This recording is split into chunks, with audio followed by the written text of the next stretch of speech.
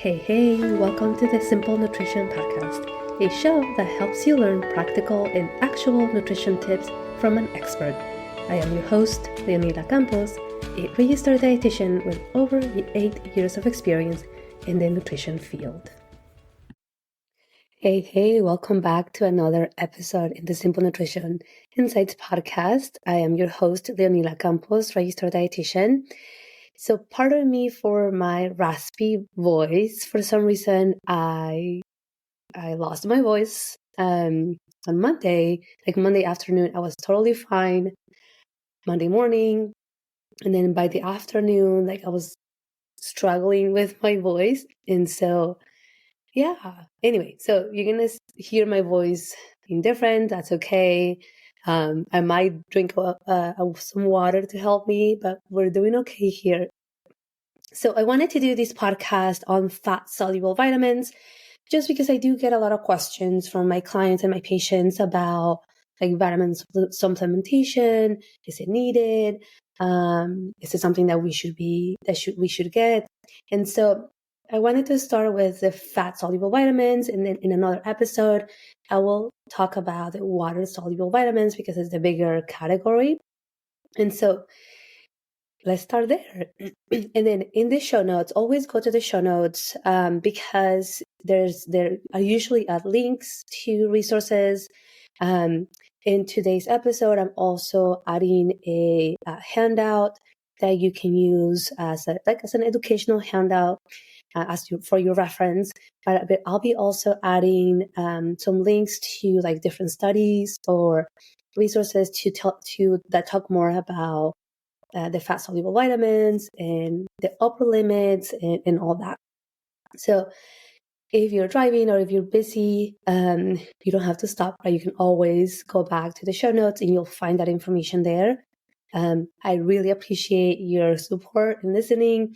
If you feel that this episode or any of the other episodes that I've done are helpful or that are going to help I forgot my mic. Oh my goodness. Are going to help a family member or a friend, make sure to share that episode with them in my podcast. And then if you haven't followed me or subscribed to my podcast channel, please do so as well. I also have a YouTube channel, so I usually upload my videos because I record with camera on. So, if you're thinking about, okay, who is this person? How does she look like? You can go to my YouTube video or my YouTube channel, which I also link in the show notes. And you can also view the video because a lot of the times I share my screen and then I show you what I'm talking about. And sometimes having a visual really helps. Okay, so let's get started. Now, what are fat-soluble vitamins? So the first thing to define is what a vitamin is, right? And it's just a smaller molecule, and it is under micronutrients, right? Micro means small nutrient. And so fat-soluble vitamins, we have vitamin A, vitamin D, vitamin E, and vitamin K. K. So we have 4 fat-soluble vitamins, A, D, E, and K. And they are called fat-soluble vitamins because when we consume anything that has those vitamins, we absorb them in the small intestine in the presence of fat, right? But also they are stored in our liver, they are stored in our fat tissue. So essentially, we don't need to have them like every single day because as we consume them, our bodies store them, right? So that's the main thing with our fat-soluble vitamins. Again, is vitamin E, D, E, and K. They are absorbed in the small intestine in the presence of fat. So what does that mean? It means that if we have a meal that has fat-soluble vitamins in that meal, we're going to absorb that. If there is a presence of fat in our meals, which most of the times there is some kind of fat, if we're having protein, even if it's a lean piece of protein, there's going to be fat. Even if we have tofu has a healthy fat, so we're going to absorb it there. We're going to go more into detail what if I don't eat any fat, right? Although I don't recommend that, we need fat, right? Healthy fats, we still need them. And so if that is the case, right? Adding a little bit of olive oil, right? To, maybe if you're having a salad, which again, going back to my previous episodes on making your meals balanced, adding that protein will take care of that fat, factor or recommendation. So I do want to share my screen so that way I can show you the handout that I created for you as a reference. And then in the handout, it talks about each of those fat-soluble vitamins. So let me go here so I can share my screen with you. And like I said, you're going to have this handout handy so you can use it. Okay, so let's zoom in to the vitamin A. Oh, that's a lot. Go up here. Okay, vitamin A. The main functions of vitamin A are vision, right, your eyesight, skin rejuvenation, bone and tooth growth, reproduction and immunity. And the recommendation for women is about 700 micrograms a day or 900 micrograms a day for men. And some of the food sources where we can get vitamin A are like liver, fish, eggs, dairy products, mangoes, papaya, squashes, carrots, sweet potatoes, and maize or maize. Think of your orangey vegetables or fruits. They are going to be high in vitamin A. So again, if you add a variety of these foods, you don't have to isolate, you don't have to be so particular about, I need to always have, this food, right? What is going to matter in the end to try to get a variety of these vitamins and any other vitamins and any other nutrients, it's again focusing on that balancing of the meals, right? Adding a variety, even a variety week by week or every 2 months, you add different colors of vegetables and fruits because you get the different nutrients, right? If we always eat the same food, then you are always getting the same nutrients coming from that food. So the more variety that you add, the better. The next fat-soluble vitamin is vitamin D. Not surprisingly here, a high amount of population is deficient in vitamin D. It's also called the sunshine vitamin because we need sun to convert, right, the active form of vitamin D in our skin. And so if we're always inside, right, then we don't have that. We're not getting that conversion as often. But some of the functions are mineralization of bones, right? It makes our bones strong. There's a link there with bone health. It also helps our immune system and a neuromuscular function, like our brain function. And some of the recommendations here for vitamin D is about 5 micrograms a day for men, same thing for women. And some of the food sources are fatty fish, right? Think of salmon, or fish liver oils, egg yolks, cheese, beef liver, mushrooms, more so mushrooms that have been treated with UV light, right? Because the vitamin D is converted into or is added to those plant sources. And in a little bit, I'll go more into detail between the difference of vitamin D2 and vitamin D3, so that way you know what that is. And then anything that is fortified with vitamin D, right? Like your milks, your plant-based milks, your fortified juices, cereals, if they're fortified, pretty much with any other vitamin, you can also get a source there. Now, again, if we're adding these nutrients coming from a variety of sources, and you go with your doctor, vitamin D is usually a vitamin that is checked more often than any other vitamins. Again, because there is the link of deficiency in the majority of the population. And so if you go to your doctor's office and they tell you you're vitamin D deficient, a lot of the times they'll give you a vitamin D supplement. And we'll talk about supplements in a little bit as well. But that doesn't mean that you don't have to do some work there, right? Just making sure that you still try to get a variety of vitamin D coming from food sources if possible. but definitely taking your vitamin D supplements as prescribed. Because again, even though we need a small amount of these micronutrients, we still need them, right? If we're deficient, or if for some reason we are not getting enough, we can only get them from two ways, right? Either from food or from a supplement. And so if we're not getting them, then we can get into these deficiencies.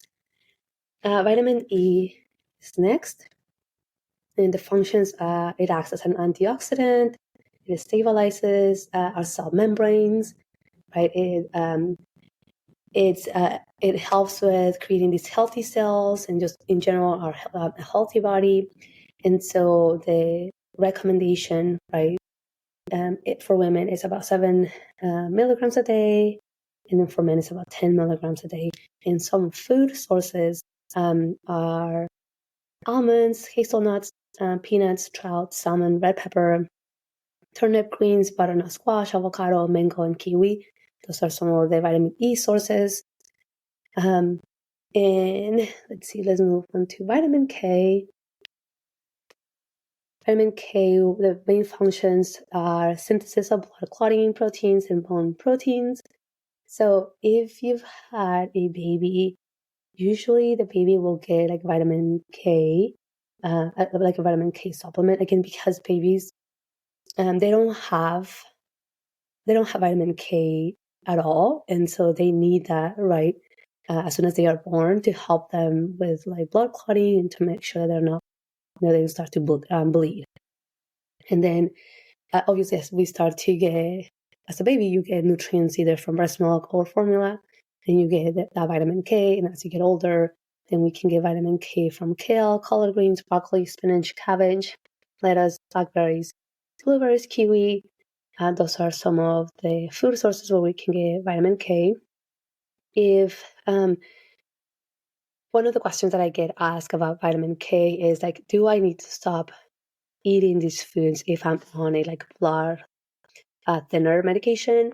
And the only difference is that what's recommended is not to add a high amount, right? If you've been eating these foods with no problem, then you can continue to eat them unless otherwise advised by your doctor, because maybe your labs are showing otherwise.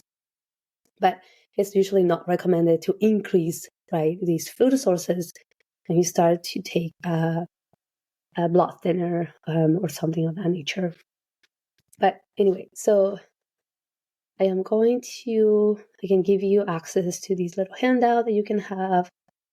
Again, you don't really have to worry about, am I getting enough, right? Or do I have to track every single one of these vitamins? You don't, right? As long as you're getting a variety and a combination of these nutrients, on a regular basis, even if it's not every single day, but maybe, every week you get some sort of a combination of these fat-soluble vitamins, again, because your body is able to absorb them and store them, you should be okay. Now, there are some conditions that do affect our fat-soluble absorption, and one of them is irritable bowel syndrome, right? Again, and not only fat-soluble vitamins, but many other vitamins too, because when you think about your small intestine, that's where most of the nutrients get absorbed. And so if there are issues with our small intestine, we're going to have other deficiencies, not only fat-soluble vitamins, but also if you have issues with like pancreatitis, right, inflammation of your pancreas, cystic fibrosis, possibly some other autoimmune diseases that affects the absorption of these vitamins in general. And so if that is a concern that you have, you can always ask your doctor or your healthcare provider to check your fat-soluble vitamins, just to make sure that if you're deficient, right, you start adding more of these foods, or if it's needed, then you can get a supplement. But those will be the main things when it comes to the fat-soluble vitamins, the food sources, some of the recommendations. Now, there is another handout that I have here, which I'm going to share with you as well, just so that way you have a visual. Let me see. can find it here. Right here. Okay, so this is more of like a study. So if you're like, this is really complicated, you don't have to get a headache from it. But I just want to add it as another resource that you can have for the fat-soluble vitamins, right? One of the main things I did want to mention here is the difference between vitamin D2 and vitamin D3. So essentially, vitamin D2 is coming from your plant sources versus vitamin D3 is coming from your animal sources. Either way, your body can use that and convert it into like an active form of vitamin D, and you can use it. Let's see. Yeah, what I like about this article is that it does talk about the combination of these fat-soluble vitamins and how they work together again, to keep us healthy, essentially, and to prevent maybe some cancers and prevent some other conditions. So if you're into that, you can read this article. Again, I'm going to link it in the show notes. But if you don't, then that's okay. You don't have to. But again, it has those recommendations. Okay, so how about supplements, right? Do we need to add supplements? Now, supplements are useful, right? You can really benefit from them if there is a deficiency, or if for sure you're like, I've tried and I cannot seem to get a variety of these foods that are going to give me this vitamin D or these fat-soluble vitamins. Can I take a supplement, right? So number one, you always have to talk to your healthcare provider, your doctor, about adding any kind of supplements, even more so fat-soluble supplements, because again, we store them, right? And so we don't need to have these huge mega doses. There's something called the upper limit for each of the vitamins and minerals too, which I'll find an article for you and you can reference that as well. And so meaning that there's an upper limit of each of the nutrients that consume in a supplement form that can be dangerous, right? So the first line of intervention as dietitians, or as a dietitian, is let's try to get these nutrients from food, right? Again, not only because we're going to get the vitamins, the fat-soluble vitamins from that food. For example, if we're having carrots, right? We're also getting other antioxidants. We're also getting fiber. And so when we add food, we're not only getting the fat-soluble vitamins, we're getting a variety of other nutrients. So that would be the first intervention. And then if we're really struggling to do that, or if we have a deficiency, right? One, your doctor is going to address that. But the other thing too is that, okay, the guidance on the supplement, right? Again, we don't need these mega doses. Usually, most supplements are going to have what is called the daily value, the percentage daily value, or the percentage that is recommended. We don't need to have like 1,000%, right? Because again, specifically for these fat-soluble vitamins, you're going to store them. You don't need these mega doses. And also, you might don't have to take them every single day, right? You can take them, again, talk to your doctor about that, your healthcare professional, once or twice a week, right? Or something like that. So that way you can supplement, right? Whatever you're not getting from food, from that supplement that you're consuming. I'll be doing probably another episode on just supplementation, like what to look for, because that's also needed. Not all supplements are going to be the best option. And also making sure that you do your due diligence as to the purity of the supplement and what else is added to the supplement. So anyway, there is that. There is another handout that I found that I will be also adding into the show notes, but I can just show you so that way you can see that. Again, if you are just listening, don't worry. You can always go to my YouTube channel and look at that, or you can view the resource in the show notes. But this one is done by the Colorado State University Extension. and it does a really good job at explaining what vitamins are, what the fat-soluble vitamins are, and then the quick facts about them, and then food sources, of course. So then you can use that as well as another resource. It talks about the recommended dietary allowance, right? The RDA for vitamin D and all your fat-soluble vitamins. So you can look into that. Another thing that I really like about this handout is that it talks about too much of having that specific vitamin.